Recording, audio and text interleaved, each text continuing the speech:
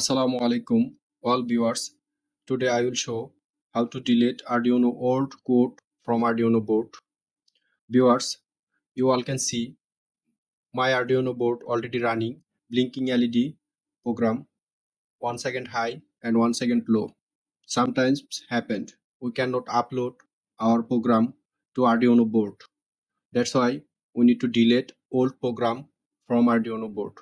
In this video, I will show how to easily delete Arduino board old code. Let's go to my desktop screen. Viewers, here you can see the barrier minimum Arduino code. Here is the board setup and board loop. Example file is here, basic and barrier minimum.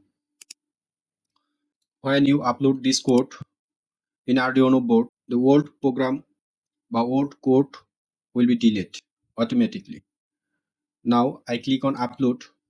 Viewers, you all can see my blinking LED is not now blinking because I have to upload void setup and void loop only, no function.